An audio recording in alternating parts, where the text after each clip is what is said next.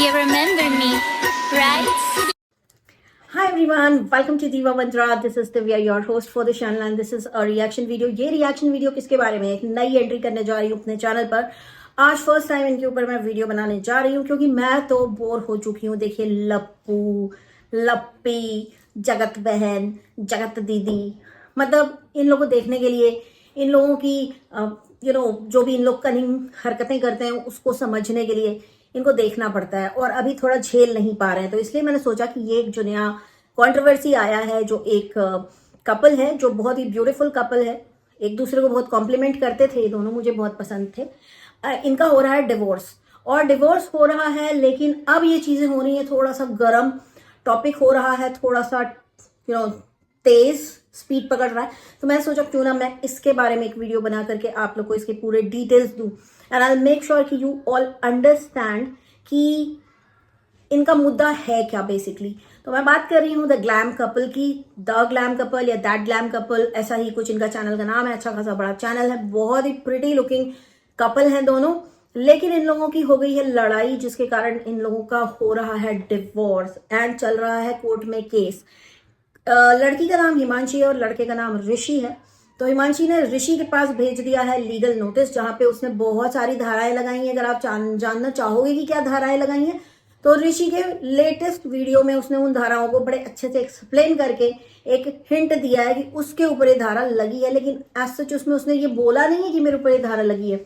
लेकिन आज हिमांशी का एक वीडियो आया जो बड़ा ही माइंड बॉगलिंग था. मैं उसके बारे में बात करूंगी, लेकिन उसके पहले मैं उस वीडियो के बारे में बात करना चाहती हूँ जो ऋषि ने बनाया था 8 जनवरी को 2025, जो वो अपने फादर के साथ बैठा हुआ था. एंड उसने जब वीडियो स्टार्ट किया तो उसका पहला जो स्टेटमेंट था वो कुछ ऐसा था कि अतुल, सुभाष और पुनीत केस का बेसिकली उसने हवाला दिया कि ऐसे केसेस आजकल बहुत हो रहे हैं, लड़कियों के लिए बहुत सारे लॉ बने हुए हैं जिसका वो लोग मिसयूज कर रही हैं.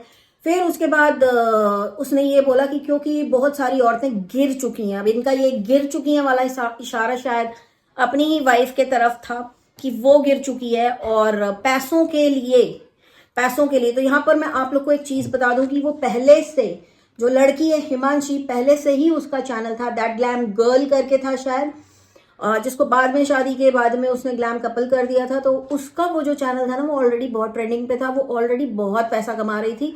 तो ये कहना बेकार होगा कि वो पैसे के लिए ये सब कर रही है. आई डोंट थिंक सो कि वो पैसे के लिए ये सब कर रही है.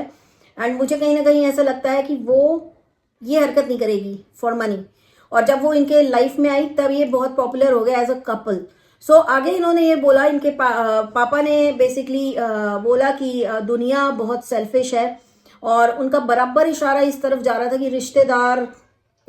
रिश्तेदारों को बार बार वो रिश्तेदारों की तरफ इशारा कर रहे थे. पता नहीं अपने साइड के रिश्तेदारों की तरफ इशारा कर रहे थे या लड़की के साइड के अपनी बहू के साइड के रिश्तेदारों की तरफ इशारा कर रहे थे. बट कह रहे थे कि रिश्तेदार कोई नहीं आता है, कोर्ट केस में कोई नहीं आता है, और वो लोग ऐसा बोलते हैं वैसा बोलते हैं. मतलब बेसिकली वो कहना चाह रहे थे कि रिश्तेदार भड़काते तो बहुत हैं और उससे लेकिन सफर वही करता है जो भड़क जाता है. मतलब कहीं ना कहीं वो ये कहना चाह रहे थे कि या तो उनके साइड के रिश्तेदार या तो उसके साइड के रिश्तेदार. तो बेसिकली बिकॉज वो ऋषि के पापा है, तो मैं मानूंगी कि वो हिमांशी के साइड के रिश्तेदारों को पोक करने की कोशिश कर रहे थे. ये कह रहे थे कि उन लोग लड़ाई करवा देते हैं लेकिन लाइफ खराब होती है कपल की. तो इस तरह की बातें वो करते हुए नजर आए. बार बार वो भी इसी चीज का हवाला देते हुए नजर आए कि लड़कियों के लिए बहुत सारे रूल्स बने हुए हैं जिसको लड़कियां बहुत अब्यूज करती हैं और उल्टे सीधे केसेस करती हैं, जिससे कि कोर्ट में दौड़ने वाली होती है वो लड़की जो डिवोर्स के लिए फाइल कर रही होती है और उसका हस्बैंड. उसके आगे इन्होंने बोला कि दुनिया पैसों के लिए इतनी पागल हो गई है. ये ऋषि के फादर का स्टेटमेंट है कि दुनिया पैसों के लिए इतनी पागल हो गई कि उनको ये तक नहीं पता है कि मतलब रिश्ते कैसे निभाए जाते हैं. और बच्चों की शादी करने में आजकल डर लगता है. उनको इस बात से डर लग रहा था कि कहीं अगर वो, मतलब उनके कहने का मतलब था कि बच्चों की शादी करने में भी डर लगता है कि कहीं किसी बच्चे के साथ ऐसा ना हो जाए. लगातार अतुल, सुभाष और पुनीत का हवाला वो देते चले आ रहे थे इस पर्टिकुलर केस का. उन्होंने लॉ को भी कोसा ये कह करके कि लॉ ने लड़कियों को बहुत सारे राइट्स दिए हैं जिनको बहुत सारी लड़कियां जो ठीक नहीं है वो अब्यूज करती हैं, जिसके कारण जो लड़कियां अच्छी भी हैं वो भी उसका फायदा ठीक से नहीं उठा पाती हैं, लेकिन जो अब्यूज करने वाली लड़कियां हैं वो ज्यादा फायदा उठाती हैं. तो लॉ जो है लड़कों के लिए भी बनने चाहिए. ये वो बहुत सारी बातें इन्होंने अपने वीडियो में की और कह रहे थे कि रिश्तेदार साथ नहीं देते, जब ऐसा खराब समय आता है तब रिश्तेदार गायब हो जाते हैं। तब ये भी बोला है कि कहीं ना कहीं शायद हिमांशी ने कुछ एलिगेशन लगाए होंगे कि वो उनके ऊपर हाथ उठाया जाता था। उसकी बात मैं करूंगी अभी थोड़ी देर बाद, पर इन्होंने बोला कि आज के डेट में ऐसा कुछ हो ही नहीं रहा है, ऐसा आज के डेट में ऐसा है ही नहीं कि कोई किसी पे हाथ उठाए और कोई मार खा के चुप बैठ जाए। तो मैं यहाँ पर बोलूंगी कि नहीं, बिल्कुल नहीं, ऐसा बिल्कुल है।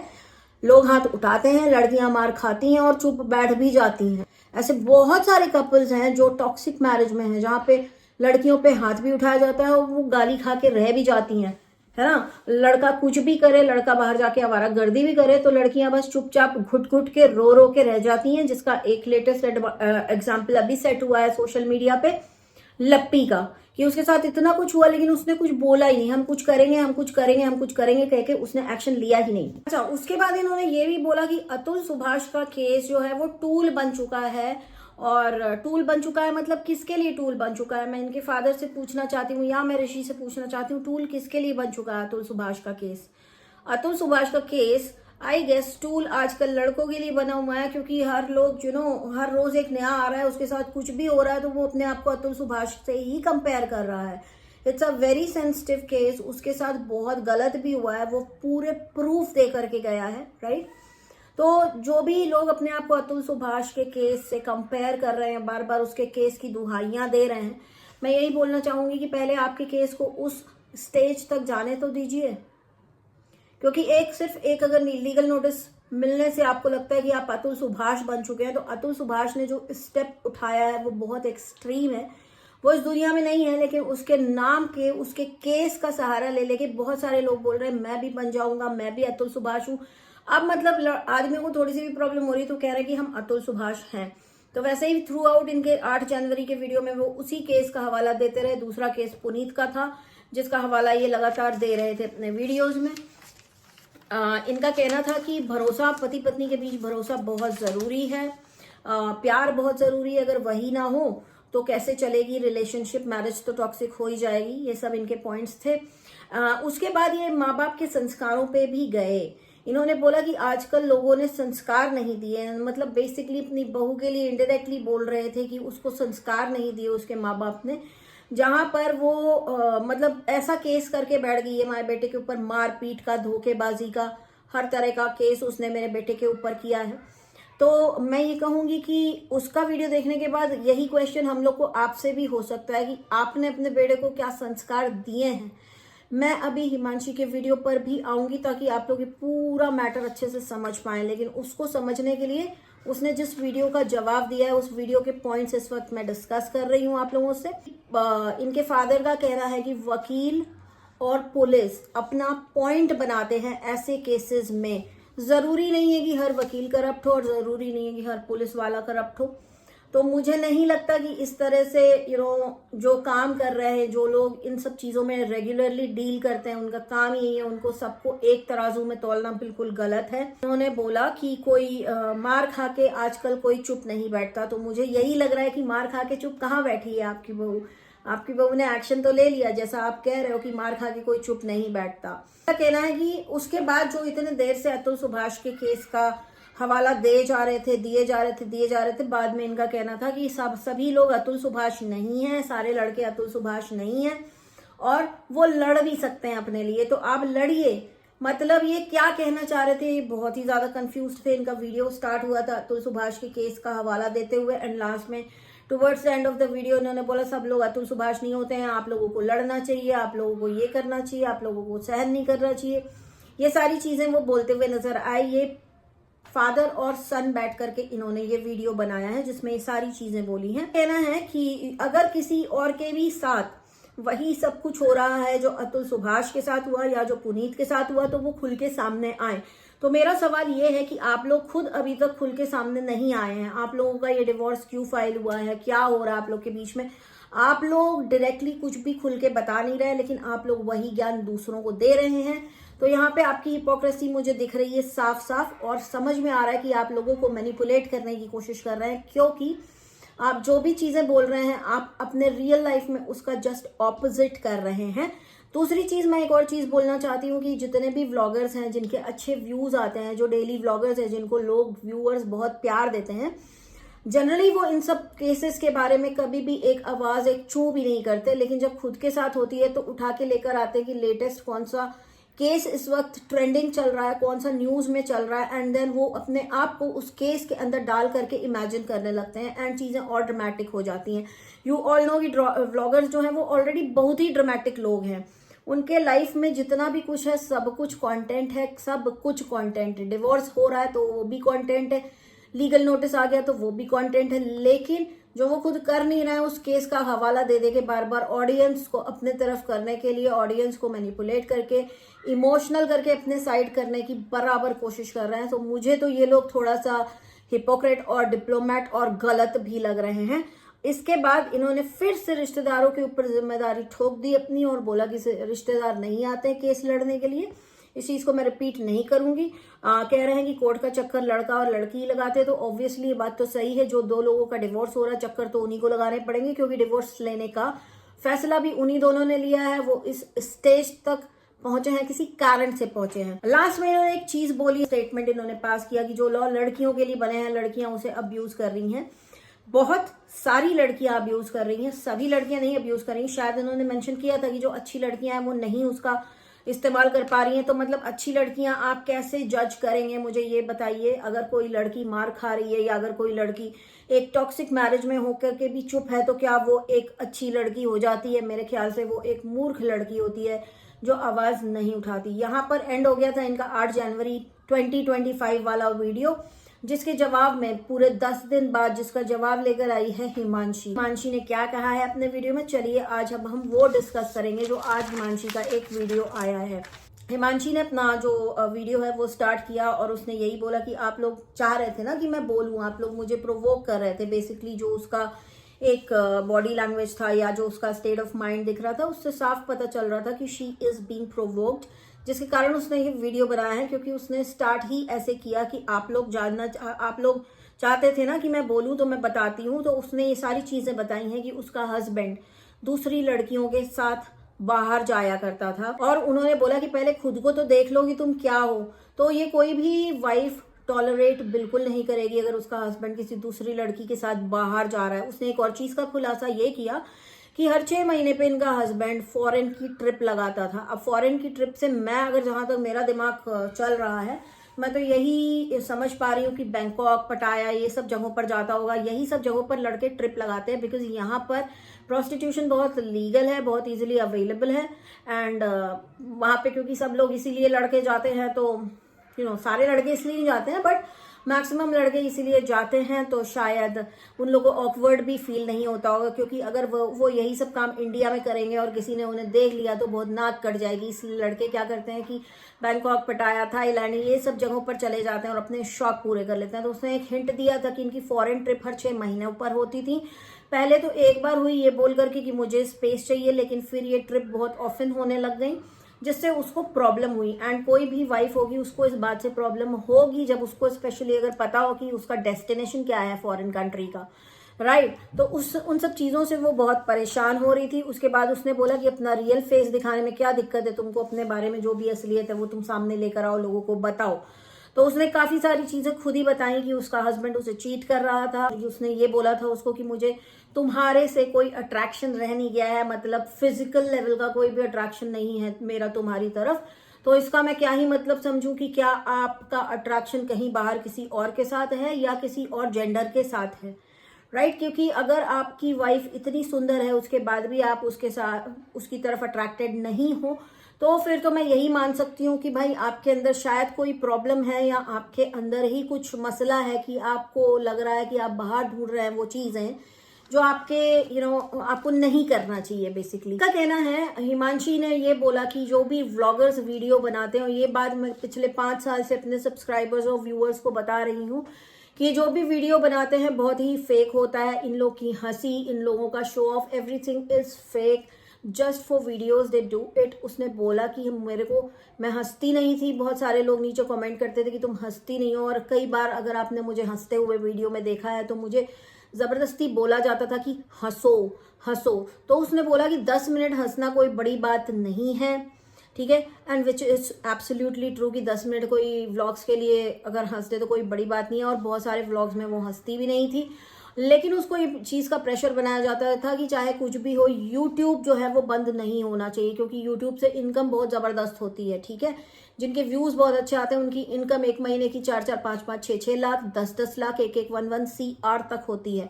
सो मेरे ख्याल से कि ऋषि के पापा ने बोला कि सब पैसे के पीछे पागल है, तो अगर आपकी बहू ने आज इस चीज़ का खुलासा किया है कि आपने उसको बोला कि यूट्यूब बंद नहीं होना चाहिए, तो पता चल रहा है कि पैसे का लालच किसको है। यहाँ पर ये चीज़ बहुत ही क्लियर हुई। उसने ये भी बोला कि ये जो भी कहते थे मैं वो सारे काम करती थी, मैं सब काम भी करती थी, एंड लेकिन मुझे लगातार डोमिनेट किया जाता था। जब इनके रिश्तेदार आते थे, ऋषि के रिश्तेदार घर पे आया करते थे, तो उनको ये बोला जाता था कि ये मेंटल है, ये मेंटली स्टेबल नहीं है, which is actually very inhumane. किसी को ये बोलना कि तुम पागल हो, एक सही सीधे इंसान को बार बार ये बोलना, रिश्तेदारों के सामने इंसल्ट करना, रियल लाइफ में डोमिनेट करना, जबरदस्ती उससे वीडियोस बनवाना, it is not normal at all. मुझे नहीं लगता है कि वो इस वक्त झूठ बोल रही है। आगे उसने ये भी बोला कि मुझे एंग्जाइटी हो चुकी थी, मैं इस एंग्जाइटी से बहुत ही मुश्किल से निकली हूँ। तो बिल्कुल लगता है, क्योंकि काफी दिनों से शांत है और काफी दिनों से ये मुद्दा भड़क भी रहा है। इन्होंने बोला कि जब मैं बोलती थी, जब मैं अपने आप को मतलब जब वो जवाब देती होगी या कुछ उल्टा बोलती होगी तो इनको तकलीफ थी कि ये बोलती बहुत है, तो उसने बाद में बोलना भी बंद कर दिया था। लेकिन इनका ये बोलना रिश्तेदारों को कि ये मेंटल है, इसका दिमाग सही नहीं रहता, ये गलत स्टेटमेंट है, किसी को भी नहीं देना चाहिए। आप भी अगर किसी को बोलते हो ना बार बार कि तू मेंटल है क्या, मेंटल है क्या, शुड नॉट से दैट, क्योंकि उसका इम्पैक्ट बहुत गंदा पड़ता है इंसान के दिमाग पर। हिमांशी ने बताया कि मैंने फाइनेंशियल भी सपोर्ट किया है इनको, एंड फिजिकल से उसका मतलब था कि जो भी घर के काम काज होते थे वो करने में भी पूरा पूरा उसका सपोर्ट हमेशा होता था, विच इज ट्रू, क्योंकि शादी के पहले भी वो बहुत पॉपुलर थी। तो ऑब्वियसली वो जिस घर में जाएगी अपने यूट्यूब की अर्निंग उसी घर में देगी, तो फाइनेंशियल सपोर्ट तो होगा ही होगा। तो यहाँ पर वो बिल्कुल भी झूठ नहीं बोल रही है। आगे बढ़ते हैं। हिमांशी ने अपने हस्बैंड को बोला कि तुम एक्टिंग तो बहुत अच्छी करते हो, तुमने बहुत अच्छे बन के वीडियो बना दिया, लेकिन तुम ऐसे हो नहीं। ये सारी चीजें उसने जो भी खुलासा किया अपने हस्बैंड के बारे में बहुत ही शॉकिंग है। हिमांशी ने बोला कि जब हद हो गई और जब मेरी टॉलरेशन की लिमिट के बाहर हो गए, तब मैंने ये फैसला लिया और तब मैंने अलग होने का सोचा। तो मुझे नहीं लगता कि उसने कुछ भी गलत फैसला लिया है या अलग होने का सोचा है, बिकॉज अगर आपका माइंड ही डिस्टर्ब्ड है, आप किसी भी चीज को करते हुए खुश नहीं है और आप खुश रहना चाहते हैं, तो आपको ऐसे स्ट्रिक्ट एक्शंस या फैसले या डिसीजंस लेने पड़ते हैं लाइफ में, जो उसने किया। हाँ, जितने दिन तक ये चलेगा उसको बहुत तकलीफ होगी, लेकिन time is the healer, she will be able to connect with herself again. So मुझे नहीं लगता कि वो झूठ बोल रही है या उसने कुछ भी गलत किया है। उसने ये तक बोला है कि मेरे पास मैंने जो भी बोला है हर चीज का प्रूफ है, मैंने इनको फाइनेंशियल हेल्प किया है, मैंने इनको लाखों में पैसे ट्रांसफर किए हैं, जिसके ट्रांजैक्शन के रिकॉर्ड्स हैं मेरे पास। तो जब भी आप किसी को डिजिटली पैसा ट्रांसफर करते हो यूजिंग यूपीआई ऐप या फिर व्हाटएवर, जो आप जैसे भी करते हो पैसा ट्रांसफर, उसका रिकॉर्ड हमेशा बैंक रखता है, तो उसके पास वो सारे प्रूफ हैं। तो ये तो बिल्कुल नहीं कह सकते कि वो पैसे के लिए पागल थी, क्योंकि अगर वो पैसे के लिए पागल होती तो वो बिल्कुल भी पैसा आपको ट्रांसफर ना कर रही होती। लेकिन फिर भी इट इज टू अर्ली। जो सबसे शॉकिंग चीज हिमांशी के वीडियो में आज थी वो ये थी कि इनके हस्बैंड ने बोला था let's keep it open. Let's keep it open मतलब कि एक ऐसी मैरिज जहां पे लड़का किसी के भी साथ फ्लर्ट कर रहा है, किसी के भी साथ फिजिकल रिलेशन बना रहा है, and the same thing goes with the girl. तो इस टाइप की रिलेशनशिप की अगर मांग कोई भी आदमी करता है, जो कि हिमांशी ने बोला है कि ऋषि ने किया है उससे, तो that is absolutely rubbish, that's absolutely bullshit. ये हमारे संस्कार, जो इनके पापा संस्कारों की बात कर रहे थे, अब मैं यहाँ पे पूछना चाहती हूँ आपने क्या संस्कार दिए थे कि आपका बेटा अपनी वाइफ को बोलता है ओपन मैरिज के लिए। आई डोंट अंडरस्टैंड कि संस्कारों की बात आपने क्यों की, क्योंकि उस लड़की के इस एक स्टेटमेंट ने आपके इस पूरे जो आपने इतना बड़ा वीडियो बनाया उसका कूड़ा कर दिया। You can not ask a girl for open marriage. जब आप उसको ढंग से घर पे लेकर के आए हो तब आप उससे इस तरह की डिमांड नहीं कर सकते। और अगर इन सब डिमांड्स के बाद भी उसने ये एक्शन लिया तो बहुत अच्छा किया है। आई सपोर्ट हिमांशी सो फार, लेकिन लेकिन मैं यहाँ पे एक चीज़ बहुत क्लियर कर दूं, अगर वो मुझे गलत लगेगी तो मैं उसको गलत भी बोलूंगी।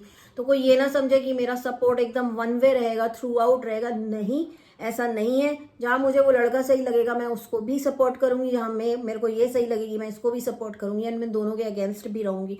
But as far as these 2 videos are concern, मैं इस वक्त मुझे लड़की बहुत सही लग रही है, क्योंकि उसने जो बातें बोली हैं उसमें बहुत ज़्यादा वेटेज है। तो ये था मेरा आज का वीडियो। आई होप आप लोग को ये पूरी कंट्रोवर्सी समझ में आई होगी, क्योंकि ये एक नया मुद्दा, इसलिए मैंने अच्छे से एक्सप्लेन किया है। बहुत ही जल्दी मिलूंगी आपसे नेक्स्ट वीडियो के साथ। तब तक के लिए take care and stay bless. I love you all. जय महाकाल। अगर आपको ये ड्रेस पसंद आई है, इसमें बहुत सारा घेर है और एक शॉर्ट ड्रेस है, तो इसका लिंक आपको मिल जाएगा नीचे डिस्क्रिप्शन बॉक्स में। मुझे कमेंट्स में मत पूछना। I can see